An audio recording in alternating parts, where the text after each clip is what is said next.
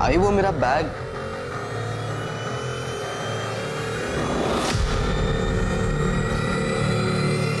अजित और सुहासिनी के बहुत झगड़े होते थे।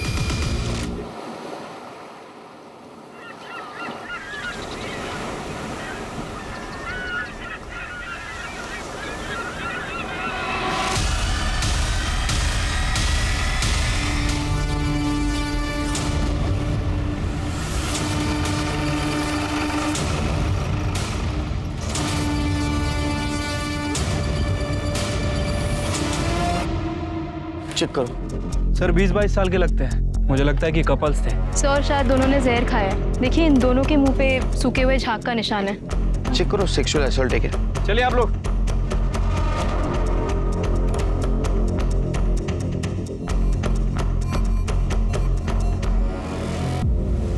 सर अंडरगारमेंट और प्राइवेट बॉडी पार्ट्स चेक किए। मरने से पहले लाश के साथ सेक्स हुआ है।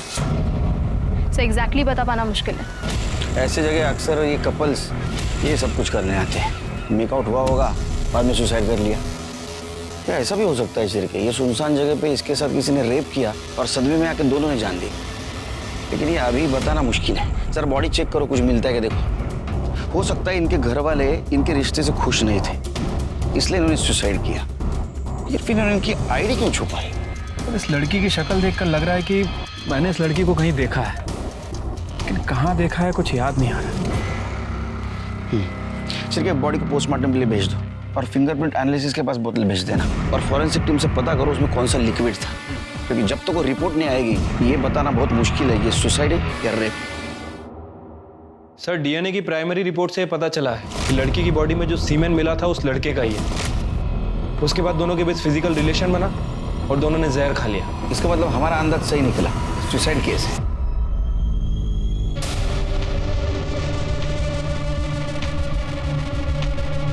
हेलो, दे दिया सैंपल ब्लड का। अभी खुश चिरके?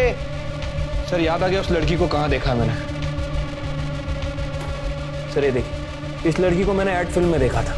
मैंने अपनी बेटी को मजबूर बनने की नहीं बल्कि कामयाब बनने की सीख दी है। उसे पढ़ाया लिखाया ताकि वो जो चाहे वो बन सके।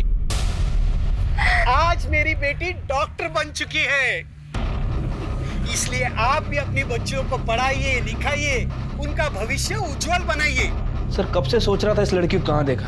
अभी वो ब्लड सैंपल ले रहा था तब मुझे याद आया। सिर के आपकी मेमोरी बहुत शार्प है। लड़की तो वही है, अबे किन्नर कौन है पता करो और उसे बुलाओ इस लड़की की पहचान के लिए। ठीक है सर।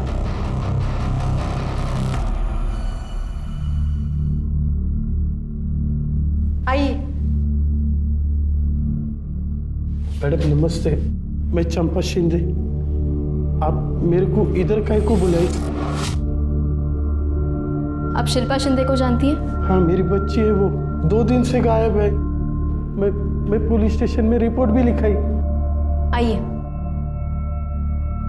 दिखाइए। शिल्पा मेरी बच्ची! मैडम कैसे हुआ ये सब? कौन मारा इसे? अभी कुछ कह नहीं सकते। शिल्पा के साथ जिस लड़की की बॉडी मिली है, इन दोनों ने जहर खा के आत्महत्या की है। मेरी बेटी जहर नहीं खा सकती, वो कभी भी आत्महत्या नहीं कर सकती। दूसरी बॉडी दिखाइए।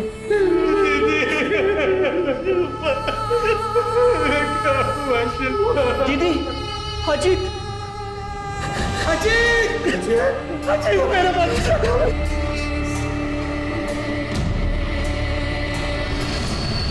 साहब मेरी बेटी शिल्पा ने आत्महत्या नहीं की है, उसे मारा गया है, मर्डर हुआ है उसका। देखो उसने जहर खाया था और बाकी सब रिपोर्ट खाया नहीं साहब, उसे खिलाया गया है। मेरी बेटी बहुत हिम्मत वाली थी साहब, वो कभी भी अपनी जान नहीं ले सकती। शिल्पा की माँ धंधा करती थी, वो एड्स से मर गई। बेचारी शिल्पा तब 3 साल की थी, तब मैं उसको सहारा दी साहब, उसकी जिंदगी नरक होने से बचा ली। लेकिन एक बात बोलो साहब, ये जो नॉर्मल लोगों की दुनिया है ना साहब, वो बहुत गंदी है। इस दुनिया से मैं शिल्पा को नहीं बचा पाई। वो जिधर भी जाती थी ना, स्कूल में, कॉलेज में, आस पड़ोस में, तो सब लोग उसको किन्नर की बेटी बोल के चिढ़ाते थे। मैं अभी स्कूल कभी नहीं जाऊंगी, कभी नहीं। स्कूल नहीं जाएगी? घर में चुप के बैठेगी? क्यों? कुछ गलत की क्या तू? नहीं ना? तो डरना नहीं। चंपा शिंदे की बच्ची है तू। खड़ी होकर दुनिया से लड़ना सीख, वरना ये दुनिया तुझे जीने नहीं देगी। अब रोना बंद कर मेरी अच्छी बच्ची। धीरे धीरे उसमें हिम्मत आती गई। जब भी शिल्पा कॉलेज जाती थी ना सब, तब भी उसको यही सब सुनना पड़ता था, लेकिन अब वो लड़ना और पलट के जवाब देना सीख गई थी। अच्छा शिल्पा, तेरी तो वो बात सच हो गई यार कि मेरी माँ भी एक है, मेरा बाप भी एक है। हो गया तुम लोगों का। लेकिन एक बात बता दूं, मुझे मेरे पेरेंट्स पे बहुत गर्व है। बताऊं क्यों? क्योंकि उसने मुझे तमीज सिखाई, इंसान को इंसान समझना सिखाया, दूसरों की इज्जत करना सिखाया। वो सब सिखाया जो तुम दोनों के माँ बाप भी तुमको नहीं सिखा पाए। इसलिए तू अपने घटिया बिहेवियर से यहाँ पर इतनी देर से नमूना पेश कर रहा है। उठ, अरे उठना। और एक दिन उसे उसके सपनों का राजकुमार मिल गया, उसी के कॉलेज में, अजीत देशमुख।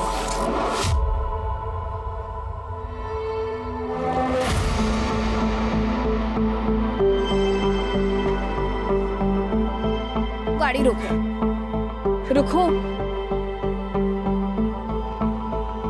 यही चाहते थे ना तुम? हाँ,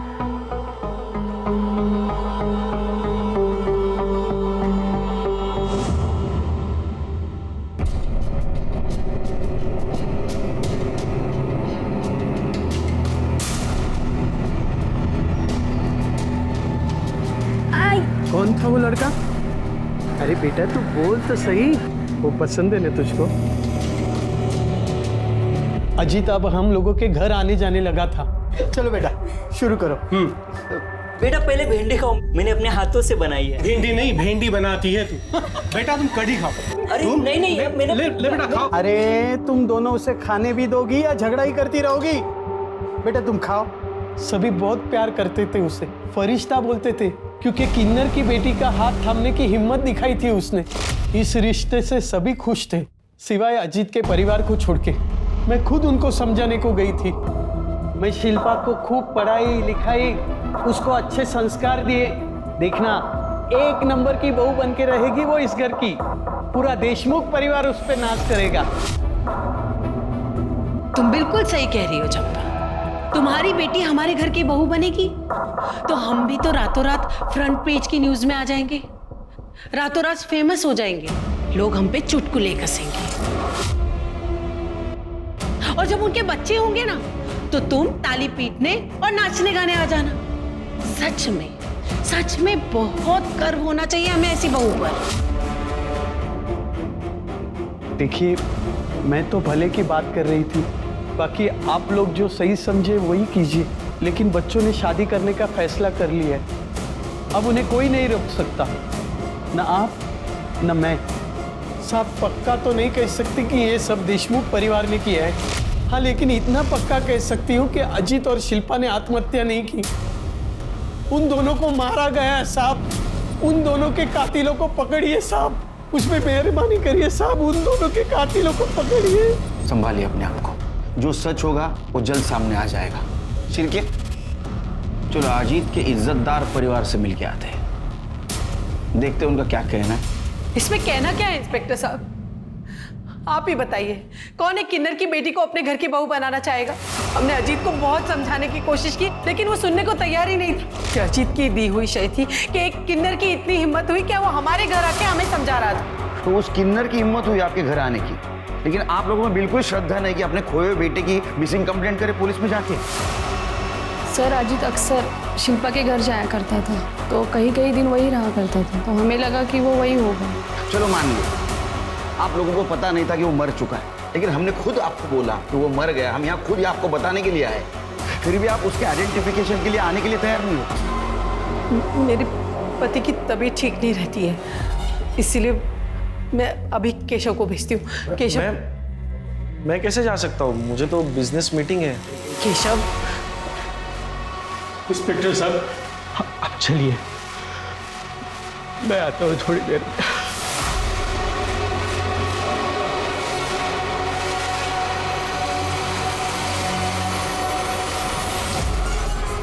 सिर्फ एक काम करो, इन सब के मोबाइल नंबर ले लो और पता करो मर्डर के दिन क्राइम सीन पे कोई था क्या।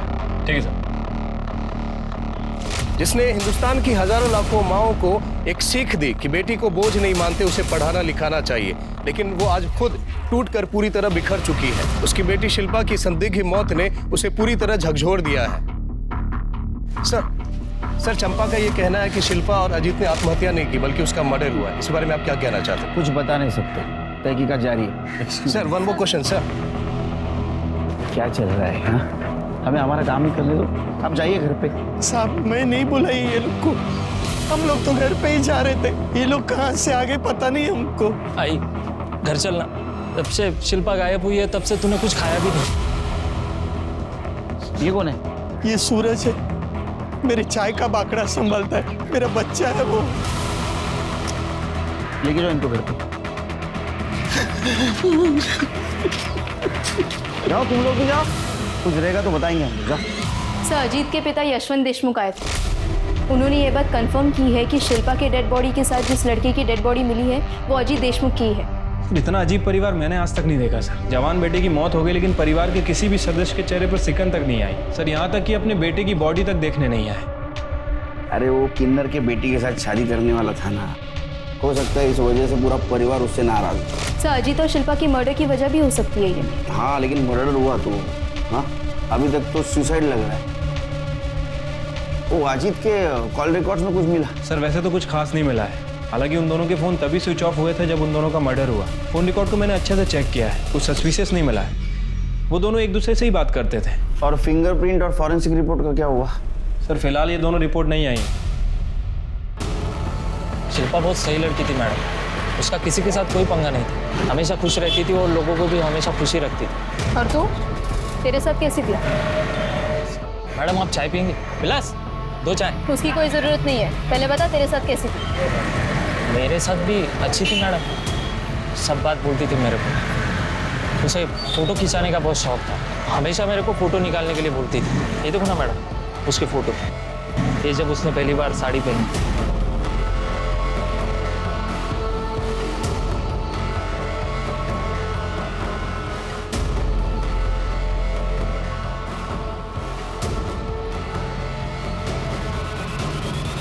साहब। हाँ बोलो। साहब ये देशमुख फैमिली बहुत ही अजीब है साहब। अजीब मतलब क्या साहब, दिन भर लड़ाई झगड़ा रहता है इनके घर में। ये तो खुद भी एक दूसरे से अच्छे से बात तक नहीं करते, और उनका बेटा है ना अजीत, क्या बताऊं साहब, मैंने सुना है कि वो 1 नंबर का दारूबाज है, नशेड़ी है, गंजेड़ी है। अभी कुछ दिन पहले अपनी माँ से खूब झगड़ा किया ना वो। किस बात पे झगड़ा हुआ था? साहब उसको लगता था कि उसकी माँ का ना वो कोई वैद है, उसके साथ लफड़ा चालू है। मैंने बताया ना आपको साहब, बहुत अजीब फैमिली। अरे उनके घर में कोई बीमार पड़ता है ना तो डॉक्टर थोड़ी ना आता है, वो वैद्य ही है सत्यानंद, वही सबकी बीमारी का इलाज करता है। हाँ अभी थोड़े दिन पहले मैं इस्त्री करे हुए कपड़े लेके गया था मालकिन को देने के लिए, तो दरवाज़ा खुला था साहब, तब मैं अंदर देखा दोनों माँ बेटे में वैद्य को लेके खूब घुमा चालू था। जब आपकी तबीयत खराब है ही नहीं तो फिर आप हर दूसरे दिन उस वैद्य के पास क्या करने जाती मेरी हैं? तबीयत इसलिए ठीक है क्योंकि मैं वैद्य जी के पास जाती रहती हूँ। जब वैद्य जी यहाँ पर बाबा का इलाज करने आते हैं तब आप अपनी प्रॉब्लम्स नहीं बता सकती। मैं वैद्य जी के यहाँ अपनी तबीयत के हिसाब से जाऊंगी या तुम्हारी सहूलियत के हिसाब से? आई बहाने देना बंद कर, मुझे ना सब पता है तेरे और उस वैद्य जी के बीच में ना क्या चल रहा है और क्या नहीं चल रहा है। तुझे शर्म नहीं आती अपनी माँ पे इतना घटिया इल्जाम लगाते हुए? तो आपको शर्म आती है ऐसी घटिया हरकत करते हुए और उस वैद्य जी के साथ सोते हुए? तमीज, अपनी माँ से कोई ऐसे बात करता है? साहब सब जगह पूरी बात फैल गई थी कि मालकिन का चक्कर है वो वैद्य के साथ। पता नहीं उस किन्नर ने और उसकी बेटी ने क्या जादू कर दिया था मेरे बच्चे पर। मेरा बेटा बिल्कुल बदल गया था, पहले अच्छा था, हंसकर बातें करता था, हमारे साथ टाइम बिताता, लेकिन जब से उस शिल्पा के चक्कर में पड़ा तब से घर वालों को कुछ समझता ही नहीं था, बात बात पे झगड़ा करता था। हमें पता चला है कि आपके बेटे का कहना था कि आपका और वो वैद्य सत्यानंद आप दोनों का अफेयर चल रहा था। ये बिल्कुल झूठ बात है, पता नहीं ये बात उसके दिमाग में किसने डाल दी थी। मैंने उससे 1000 बार पूछने की कोशिश की लेकिन इस बात का कभी जवाब नहीं दिया उसने। और वो सत्यानंद जी, वो तो देव मानुस है, उनके बारे में तो ऐसा सोचना भी पाप। मैं आपको बता नहीं सकती कितनी तकलीफ होती थी अपने बेटे के मुंह से अपने बारे में ऐसी बातें सुनकर।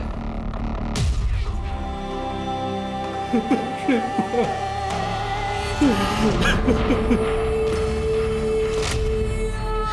काकी, बिना मेकअप के भी तो बाहर जाया जा सकता है ना, पर आप लोग ये वाली बात कहाँ समझोगे? ए पोरी, ये क्या तू आप लोग लगा रखी है?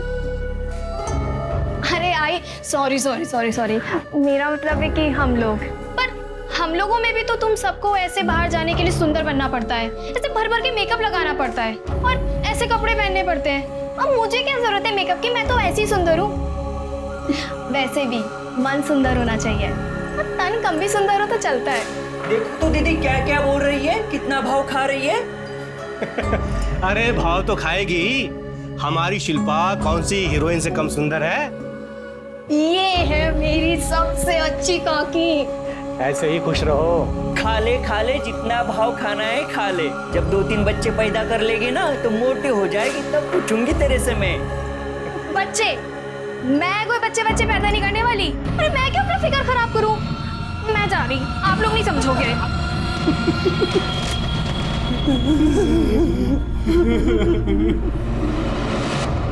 दामिनी, अगर अजीत के घर वाले और उस धोबी की माने तो अजीत एक नंबर का अय्याश लड़का था। शराब पीता था, ड्रग्स लेता था, अपनी माँ के चरित्र पर ही शक करता था। जबकि चंपा और बाकी लोगों की माने तो अजीत एक नंबर का परफेक्ट लड़का था। समझ नहीं आ रहा आखिर इस अजीत की सच्चाई क्या है। सर, ये भी तो हो सकता है कि इन लोगों में से कोई अजीत के बारे में झूठ बोल रहा हो। मैडम, ये पीएम रिपोर्ट।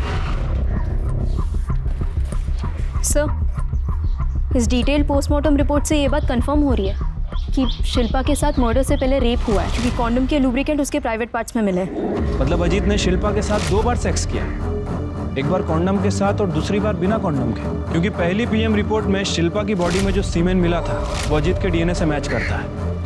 या फिर अजीत के अलावा कोई ऐसा है जिसने शिल्पा के साथ रेप किया, वो भी कॉन्डम यूज करके। फिंगरप्रिंट रिपोर्ट दिखाना। ऐसा कैसे हो सकता है? बॉटल पर किसी के भी फिंगरप्रिंट नहीं, मतलब बॉटल से फिंगरप्रिंट हटाए गए। और ऐसा तभी हो सकता है जब उन्होंने जहर पिया ना, बल्कि उन्हें जबरदस्ती पिला दिया गया हो। इसका मतलब दामिनी, ये सुसाइड केस नहीं है बल्कि मर्डर केस है, डबल मर्डर केस। अरे आप लोग क्या समझेंगे कि एक माँ का कलेजा कैसे फटता है जब उसकी जवान बेटी को कोई मार डालता है। मुझे मालूम था मुझसे और मेरी बेटी से कई लोग जलते हैं। आज उन सब लोगों के कलेजे में ठंडक पड़ गई होगी। सर, आप तो सिक लीव पे थे ना, रेस्ट चल रहा था आपका। काय का रेस? डबल मर्डर केस, टेंशन का काम। चलो बंद करो, कटे बंद करो।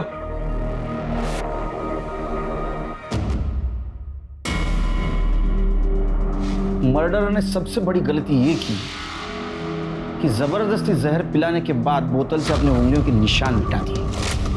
क्या ऐसा तो नहीं कि 21 फरवरी को अजीत और शिल्पा दोनों 8 से 9 के बीच मिले, उनमें फिजिकल रिलेशन डेवलप हुआ और उस वक्त वहां कोई आया, या तो पहले से वहां कोई मौजूद था, या तो प्लानिंग से, या तो रैंडमली। और अगर रैंडमली वहां कोई आया है तो उसके बाद जहर की बोतल कैसे आई? इसका मतलब जो आया वो प्लानिंग से आया। उसने पहले अजीत को जबरदस्ती जहर पिलाया। अजीत के ऊपर जहर का असर होने के बाद वो शिल्पा के पास आया। शिल्पा ने बचने की कोशिश की हो, लेकिन वो सामने वाला उससे ज्यादा ताकतवर हो सकता है, या तो एक नहीं, एक से ज्यादा हो सकते हैं। उसके बाद में उसने शिल्पा के साथ रेप किया, उसे जबरदस्ती जहर पिलाया, उसने बोतल से फिंगरप्रिंट मिटा दिए और वो बोतल दोनों के बीच में रख दी ताकि वो सुसाइड लगे। तो कौन था ये आदमी? और अजीत के बारे में हमारे पास दोनों तरफ की इंफॉर्मेशन क्यों आ रही? झूठ कौन बोल रहा है और किस लिए? क्या ऐसा तो नहीं कि इस बात का इस मर्डर से कोई कनेक्शन हो? सर, यही बात तो हम दोनों के भी समझ में नहीं आ रही कि एक ही आदमी की 2 छवि, एक ब्लैक और एक व्हाइट। या फिर ऐसा भी हो सकता है कि चंपा ने यह मर्डर किया, लेकिन अभी हमें दिखाने की कोशिश कर रही है अजीत बहुत अच्छा था, उसे हमें पसंद करती थी। या फिर अजीत वैसा ही था जैसा उसके घर वाले बताते। सर, अगर ऐसा है तो फिर शिल्पा के साथ रेप और मर्डर क्यों हुआ? और अगर वाकई ऐसा है तो इस मर्डर में देशमुख फैमिली भी इन्वॉल्व है। पर सर, देशमुख फैमिली अपने ही बेटे का मर्डर क्यों करवाएगी? वो सिर्फ शिल्पा का मर्डर करके छोड़ सकते थे। जरूरी नहीं दामिनी, क्योंकि सुहासिनी और बाकी लोगों के बयान के मुताबिक अजीत से वो सब परेशान थे। ऐसा भी तो हो सकता है कि दोनों कांटे एक साथ निकाले हो, क्या ऐसा भी हो सकता है कि एक तरफा प्यार का मामला हो सकता है सर। चंपा का मुंह बोला बेटा सूरज। मैंने उससे पूछताछ की थी। जिस तरह से वो शिल्पा के बारे में बात कर रहा था, उसके फोन में अपनी फोटोज नहीं शिल्पा की फोटोज थी। उसके बात करने के तरीके से तो यही लग रहा था कि उसे शिल्पा पसंद थी। तो तुम्हारा कहना ऐसा है कि वो साइलेंट लवर सूरज, उसके पास मर्डर का मोटिव था? Yes sir. हो सकता है शिल्पा से बदला लेने के लिए उसने उसका रेप किया। उसके बारे में इंफॉर्मेशन निकालो, आगे पीछे कौन है जरा पता करो, और मर्डर के दिन वो कहाँ था ये भी पता करो। Yes sir. दामिनी 4 चम्मच शक्कर वाली चाय बोलना। अरे सर आपका शुगर वैसे ही थी। के चुप बैठ, मुझे कुछ नहीं हुआ। जब तक मैं शक्कर वाली चाय पीता नहीं मेरा दिमाग नहीं चलता है, समझा ना? 4 चम्मच शक्कर वाली चाय।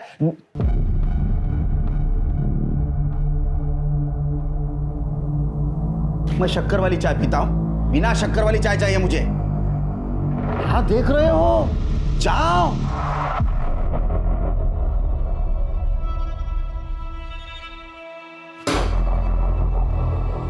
करेले का जूस तुम्हारे लिए, और शिरके ये आज ही खत्म होना चाहिए। ओ वही सर दूं? सर, अजीत देशमुख के पिता यशवंत देशमुख आपसे मिलने आए। बोला। सर मैंने उनको बोला पर वो बाहर ही बैठ गए, शायद उनकी तबीयत ठीक नहीं है।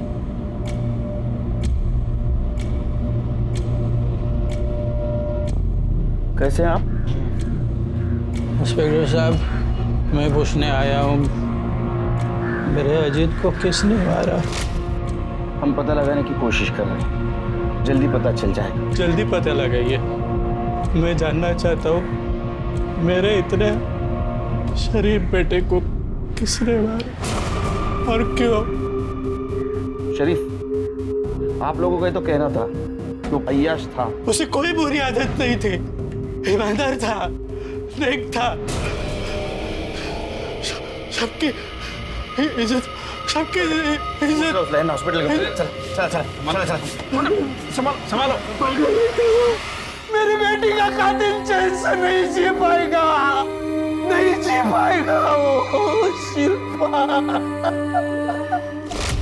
एकदम हीरोइन लग रही है तो किसी की नजर न लगे मेरे बेटी को। सही कहा आपने, शिल्पा के पास फेस के साथ साथ एक्टिंग का टैलेंट भी है। अगर ये चाहे तो इंडस्ट्री पर राज कर सकती है। अरे नहीं रे बाबा नहीं, हम लोग को जाने का ही नहीं उधर। सब भेड़िए है तुम लोग के धंधे में, मेरे को सब मालूम है। आज मेरी बेटी डॉक्टर बन चुकी है, इसलिए आप भी अपनी बच्चियों को पढ़ाइए, लिखाइए, उनका भविष्य उज्जवल बनाइए। जब उनका भविष्य उज्जवल बनेगा तो वो आगे बढ़ेगी और साथ साथ हमारा देश भी आगे बढ़ेगा। सब मारना मत। बताओ वैद्य बुआ बताओ। सर वो दवा के नाम पे जो जड़ी बूटी मैं यशवंत को देता हूँ वो धीरे धीरे जहर का काम करती है और उसी की वजह से यशवंत बीमार रहता है। पर लेकिन ऐसी जड़ी बूटी क्यों देता था उसको? सर वो मैं अरे मैं क्या बोल।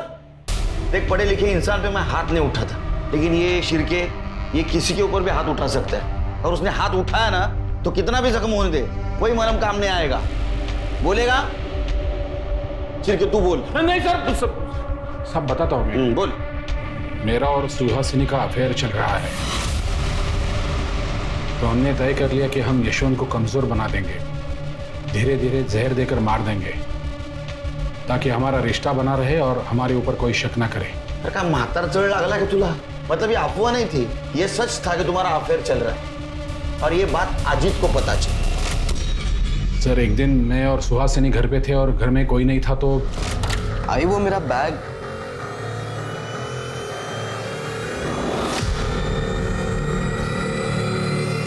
अजीत और सुहासिनी के बहुत झगड़े होते थे, लेकिन सुहासिनी हमेशा यही कहती थी कि मेरे और उसके बीच में कुछ नहीं है। झूठी बातें फैलाकर वो। अच्छा, तो अजीत को अय्याश साबित करके तुम्हारा फायदा नहीं हुआ, इसलिए यशवंत की तरह उसको भी तूने जहर दे दिया। सिर्फ माइल्ड नहीं, स्ट्रांग जहर दिया, जिसकी वजह से उसकी मौत हो गई। इतना ही नहीं तो तुम लोगों ने शिल्पा को भी जहर दे दिया, वो मर गई, वो बोतल वहीं छोड़ दी ताकि सब लोगों को लगे इन दोनों ने सुसाइड कर लिया। नहीं सर, मैंने ऐसा कुछ नहीं किया। फिर किसने मारा? सुहासिनी ने? नहीं सर, वो तो मुझे पता नहीं है। सिर के यशवंत को जहर देने के जुर्म में इसको अंदर डालो और उस सुहासिनी को मिलो। देखो क्या नई कहानी सुनाती है। छी! कितना घटिया इल्जाम लगा रहे हैं आप मुझ पर। वो वैद झूठ बोल रहा है।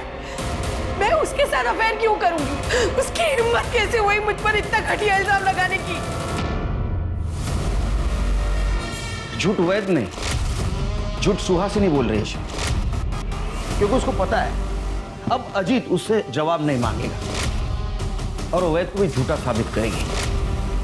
इस मर्डर में वैद ने उसकी मदद नहीं की तो किसी ने तो की होगी और उसकी फीस भी उसे देनी पड़ी होगी। एक काम करो, उसका अकाउंट चेक करो और देखो 21 फरवरी से पहले उसके अकाउंट से कुछ पैसे निकाले गए क्या।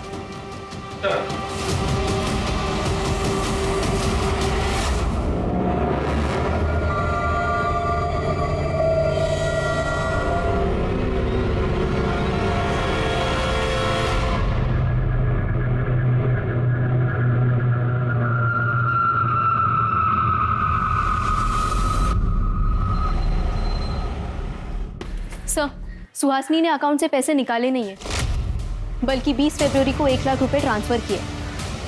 किसके अकाउंट में?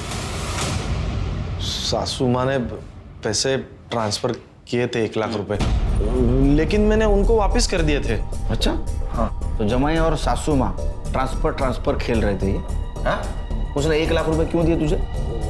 उन्होंने वो अजीत और शिल्पा को मारने के लिए सुपारी के लिए दिए थे, लेकिन साहब मैंने नहीं मारा उनको, मैंने पैसे वापस कर दिए। आप चाहे तो मेरा मोबाइल लोकेशन कहाँ गया था, किसको मिला था, सब चेक कर सकते हैं। मैंने कुछ नहीं किया साहब, मैंने किसी को नहीं मारा। झूठ बोल रहा है तो तूने और तेरे सासू ने सुहासिनी ने मिलकर ही मारा उन दोनों को? नहीं साहब, मैंने सही में पैसे वापस कर दिए, मैंने किसी को नहीं मारा साहब, मैंने कुछ नहीं किया। चलो मान लेते तुम सच बोल रहे हो। केशव क्यों झूठ बोल रहा है? क्योंकि वो एक नंबर का कमीना और कामचोर है, घर जवाई बनकर बैठा है। उसके खर्चे, कपड़ा, खाना पीना सबके पैसे मैं देती हूँ। इससे भी उसे शांति नहीं मिली। अब वो मुझे जेल भिजवाकर मेरी सारी जायदाद हड़पना चाहता है।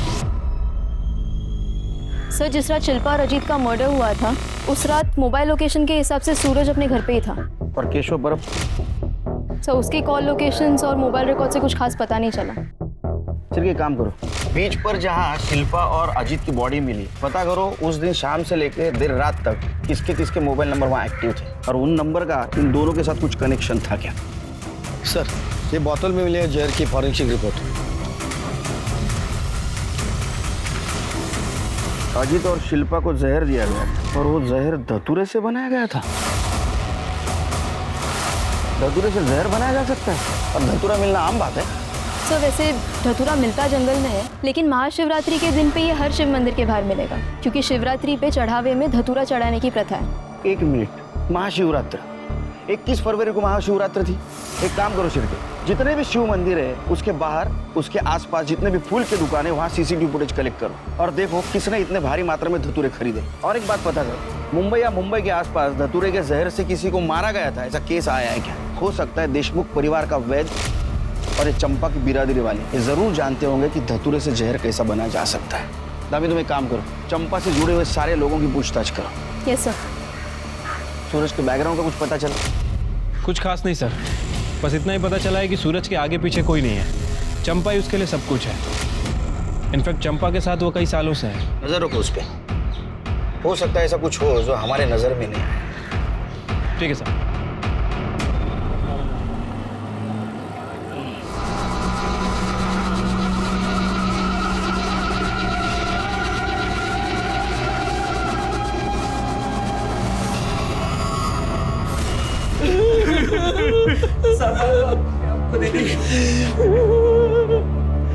मार डाला, मेरे दोनों बच्चों को मार डाला। एक माँ की चीख पुकार है जिसने अपने 2 बच्चे एक के बाद एक खो दिए। अगर पुलिस शिल्पा और अजीत के कातिल को ढूंढ निकालती तो क्या सूरज जिंदा होता? क्या सूरज की हत्या को भी इसी कड़ी की साजिश माने? कैसे पुलिस की लापरवाही समझे? आखिर पुलिस कर क्या रही है?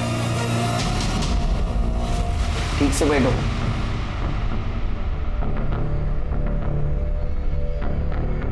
तुम अजीत और शिल्पा के रिश्ते के खिलाफ थी, फिर भी तुमने उन्हें आशीर्वाद दिया था, ऐसा चंपा ने कहा।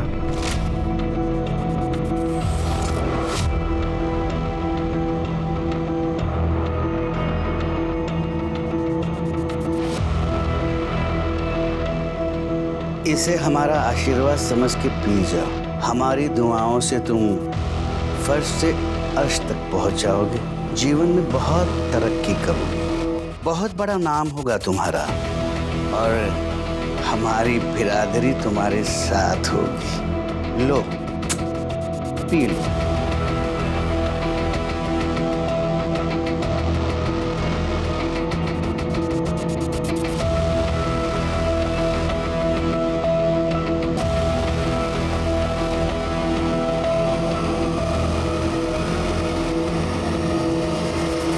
हाँ साहब, हमने इस रिश्ते की मंजूरी के लिए खाली एक ही शर्त रखी थी। कौन सी शर्त? शर्त यह है कि शिल्पा और अजीत उनका पहला लड़का हमें सौंपेंगे, और फिर हम उस बच्चे को किन्नर बनाएंगे और हमारी बिरादरी में शामिल कर देंगे। ये कैसी शर्त है? हम ऐसी कोई शर्त पर नहीं मानने वाले आपकी। और आपने ऐसे सोच भी कैसे लिया कि हमारा बच्चा? चंपा, समझा इसे, वरना हम तुझे बिरादरी से निकाल देंगे। और बिरादरी से बाहर होना क्या होता है ये अच्छी तरह से जानती हो तुम। हाँ साहब, राजा रानी ने शर्त रखी थी, लेकिन ये बात मैं आपको कैसे बताती, क्योंकि ये हमारे बिरादरी की बात थी ना, और मैं बिरादरी से अलग थोड़ी हूँ। हमारी बिरादरी में राजा रानी सबसे बड़े होते हैं, उनकी बात कोई नहीं टाल सकता। तो भला मैं कैसे इनकार कर सकती थी? तो बिरादरी से बाहर होने के डर से तुमने अजीत और शिल्पा दोनों को रास्ते से हटा दिया, मार दिया उन्हें ना? वाह साहब वाह, मैं किन्नर हूं ये बात आप नहीं भूले, लेकिन मैं एक मां भी हूं ये बात आप भूल गए। शिल्पा की हालत मैं समझ सकती थी, क्योंकि उसकी तकलीफ मेरी तकलीफ थी। मैं सिर्फ उसकी सुरक्षा और भविष्य के लिए उसे मनाना चाहती थी, लेकिन ये हो न सका साहब। मेरे मनाने से पहले ही मेरी बच्ची मुझसे दूर चली गई साहब, मुझसे दूर चली गई। खाली चंपा दीदी ही नहीं, हम सब भी शिल्पा को समझाने की बहुत कोशिश कर रहे थे, क्योंकि वो हम सब की बेटी थी। पर चंपा के बार बार एक ही बात बोलने से एक दिन शिल्पा चंपा पे सॉलिड भड़क गई साहब। शिल्पा, मैंने तुम्हें पाल पोस के इतना बड़ा किया, क्या तू मेरे लिए इतना भी नहीं कर सकती बेटा? इसी दिन के लिए पाला था मुझे कि एक दिन अपनी किन्नरों की बिरादरी बढ़ाने के लिए मेरे बच्चे की बलि चढ़ाओगी। आई, तूने पाल पोस के बड़ा किया, लेकिन ये याद रख कि मेरे वजह से तुझे इतना नाम मिला। एक्ट फिल्म करती है ना, 36 जगह इंटरव्यू देती है जाके, तो उसी टीवी पे जाके बोलना कि अपनी बेटी का बच्चा छीनकर उसे किन्नर बनाना चाहती है। फिर देख क्या होता है तेरे नाम और तेरे शौहरत के साथ। सर, मैंने 21 फरवरी की सारी सीसीटीवी फुटेजेस चेक की है। सर ये देखिए, वर्तक नगर के शिव मंदिर के बाहर के सीसीटीवी फुटेज में क्या मिला। दामिनी, तुमने 2 दिन पहले एक पेपर कटिंग फाइल में लगाई थी, उसको लेके आओ। सही है।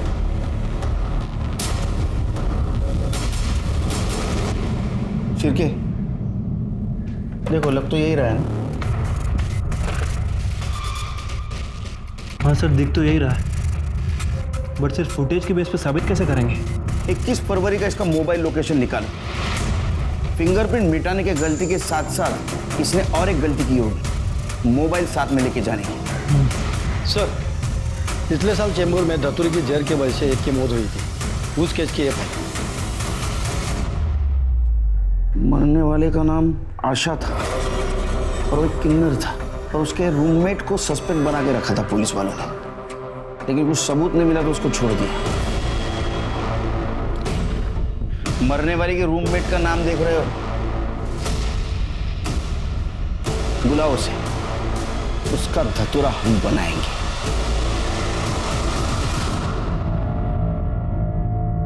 अरे क्या साहब, आप खाली फुकट मेरे को तकलीफ दे रहे हैं। अरे मैंने कुछ नहीं की, माना कि आशा धतूरे का जहर खा के मर गई, वो मेरे साथ रहती थी ना, तो इसीलिए चेंबूर पुलिस मेरे को उठा के ले गई। पर साहब मैंने कुछ नहीं की थी, इसलिए वो लोग मेरे को छोड़ दिए। मतलब कल को कोई धतूरे का बीज खा के मरेगा तो आप लोग मेरे को उठाओगे, मेरे को फंसाओगे? बहुत लॉजिकल बात कर रही है ये ना, लेकिन हमारे पास एक नहीं बहुत सारे सबूत हैं, वो भी लॉजिक के साथ। नंबर 1, वर्तक नगर में जो शिव मंदिर है उसके बाहर का सीसीटीवी फुटेज। चिरकी दिखाओ जरा।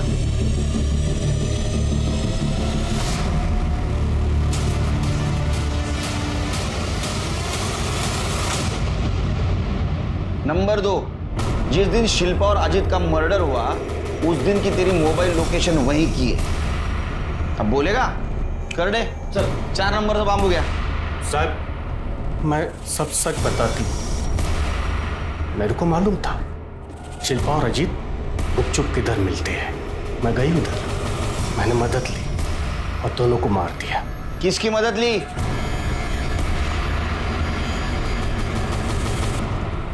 सर, दिन में धतूरे से जहर बनाने में मदद की और रात को पुष्पा दीदी के साथ समुंदर किनारे में गए।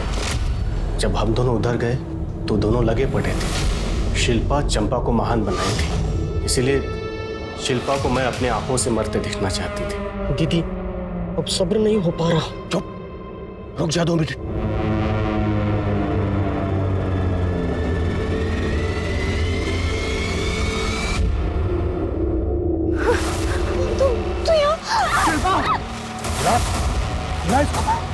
क्या ये? इसमें शिल्पा को जिंदा देखना चाहता है ना तो चुपचाप पी ले, करना यही इसमें इसकी गर्दन काटने की। दीजिए चल पी। अजीत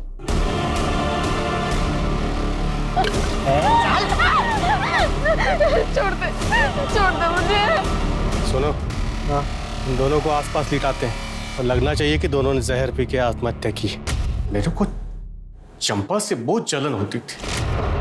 धंधे वाली का बच्चा क्या पाल लिया उसने, सारी मीडिया उसके पीछे हो गई। मैं सोचती थी अच्छा अब तूने बच्ची पाली है ना तो लगन करके दिखा। पर शिल्पा को अजीत जैसा भला मानुस मिल गया, राजा रानी आशीर्वाद दे दिए। उसे बहुत तकलीफ होती थी ये सब देख के। सूरज को क्यों मारा? वो मैं टीवी पे प्रोग्राम देख रही थी चंपा का, कोस रही थी उसको। ऐसा इसमें क्या है, मैं यहाँ ऐसे चढ़ रही है। एक दिन तेरे को भी मैं शिल्पा की तरह मारूंगी।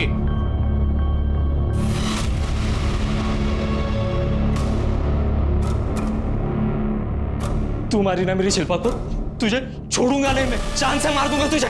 उसके पहले वो मुझे मारता, मैंने उसे मार दिया और फिर उसकी बॉडी को गोनी में भर के सुबह सुबह सोसाइटी के कचरे के पास फेंक दिया। शिरके, पुष्पा के ऊपर सूरज, अजीत और शिल्पा के मर्डर का चार्ज लगा और विलास इसके ऊपर मर्डर और शिल्पा का रेप इसका चार्ज लगा। चंपा ने एक किन्नर होने के बावजूद जिंदगी जीने का अपना एक अलग तरीका बनाया। नाच गाकर नहीं बल्कि मेहनत से रोजी रोटी कमाई। एक अनाथ लड़की को माँ का प्यार दिया। चंपा और शिल्पा ने अपनी पहचान बनाने के लिए दुनिया से लड़ाई लड़ी। इस लड़ाई ने उन्हें शोहरत और नाम दोनों बख्शा, यहाँ तक कि लोगों को सोचने पर मजबूर कर दिया एक समुदाय की परेशानी के बारे में। मगर यही शोहरत उनकी दुश्मन बन बैठी। उसकी अपनी साथी पुष्पा ने उनकी जिंदगी उजाड़ दी। अगर नफरत को पालने की बजाय प्यार को जगह दें तो इंसानियत भी बची रहेगी और इंसान भी। अब मैं अनूप सोनी आपसे विदा लेता हूं। फिर मुलाकात होगी क्राइम पेट्रोल सतर्क में एक और नए केस के साथ और उस पर हमारे एक्सपर्ट के विश्लेषण के साथ। तब तक अपना और अपने परिवार का ख्याल रखें और याद रखें, क्राइम और आपके बीच में सिर्फ इतना फर्क है कि आप कितने सतर्क हैं। जय हिंद।